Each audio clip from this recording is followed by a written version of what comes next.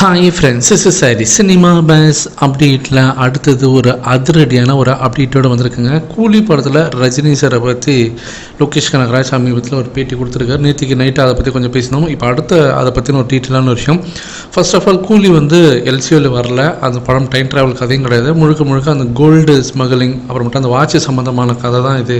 அதில் நடக்கக்கூடிய அந்த ஹார்பரில் நடக்கக்கூடிய விஷயங்கள், அதில் இருக்கக்கூடிய தியாகங்கள், அதில் இருக்கக்கூடிய பிரச்சனைகள், அதை பற்றி பேசுகிற ஒரு படமாக தான் இது இருக்குது. ஃபுல் அண்ட் ஃபுல் பார்த்தீங்கன்னா இது ஒரு கேங்ஸ்டர் படம். ராத்திரி 2 மணி வரைக்கும் நாங்கள் நைட் ஷூட்லாம் பண்ணோம். ரஜினி சாரை வச்சு நிறைய நாள் நாங்கள் ஷூட் பண்ணோம். ஏறத்தாழ ஒரு 45 நாள் ஷூட் பண்ணியிருக்கோம். எங்கேயுமே அவர் பார்த்தீங்கன்னாக்கா டயர்டாக இருக்குது, நான் கிளம்பணும் அப்படின்லாம் அவர் சொன்னதே கிடையாது. 70+ வயசில் நம்மளால் ஏஞ்சி நிற்க முடியுமான்னு கூட தெரியாது. ஆனால் அவர் ராத்திரி 2 மணி வரைக்கும் பொறுமையாக எங்கள் கூட கோஆப்ரேட் பண்ணி அவர் நடித்து கொடுத்தது அவ்வளோ ஒரு வியப்பாக இருந்தது. அதே போல் கூட இருந்த ஆர்டிஸ்ட் நாகார்ஜுன சார் அவங்களாமே பார்த்தீங்கன்னா இந்த படத்துக்கு ரொம்பவே எங்களுக்காக ஒத்துழைச்சாங்க. அதெல்லாம் ஒரு நல்ல லேர்னிங் எக்ஸ்பீரியன்ஸ் அப்படின்னு மாதிரி சொல்லியிருக்காரு. அதே போல் இந்த படத்தில் எங்கேயுமே சிஜி ஒர்க்ஸ்லாம் இல்லை. அதே போல் இந்த படத்தில் க்ரீன் மேட்டு கூட 1-2 நிமிஷம் காட்சிகளுக்கு மட்டும்தான் அது வரும். அது கூட அவாய்ட் பண்ண முடியாத சுச்சுவேஷன்றதுனால அது எடுத்தோம்.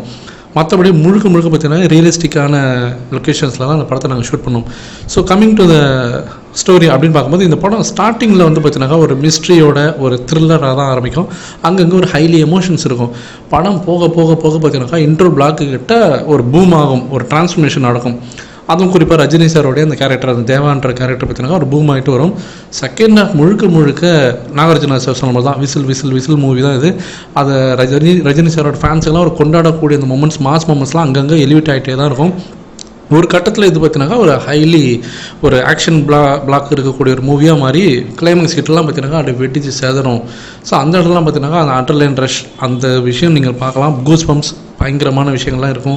நமக்கு பிபி எகிரக்கூடிய காட்சிகள், ஆக்ஷன் சீக்வன்ஸ்லாம் பார்த்தீங்கன்னாக்கா நாங்கள் இதுக்காக சில மெனக்கட்டி யோசித்து பேங்காங்கில் எடுத்துக்கூடிய அந்த காட்சிகள்லாம் பார்த்தீங்கன்னாக்கா அதுக்காகவே தனியாக டைம் ஸ்பெண்ட் பண்ணி அந்த காட்சிகள், அந்த அதிரடி காட்சிகள்லாம் நல்லா வரணும்னு சொல்லிட்டு மெனக்கட்டி எடுத்து நாங்கள் பண்ணது.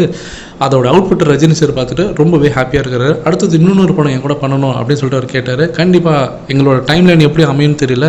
அடுத்தடுத்த ப்ராஜெக்ட் இருக்குது. அந்த ப்ராஜெக்ட்லாம் முடிச்சுட்டு கண்டிப்பாக ஒரு படம் பண்ணுற மாதிரி இருந்தாக்கா இதோட ஒரு பெரிய படம் ரஜினி சார் கூட பண்ணுறது ரொம்பவே எனக்கு ஹாப்பி அப்படின்ற மாதிரி லோகேஷ் கனகராஜ் அவர்கள் பேட்டி தான் இப்போ ஆன்லைன் சோஷியல் மீடியாவில் வைரலாக போயிருக்கு ஃப்ரெண்ட்ஸ்.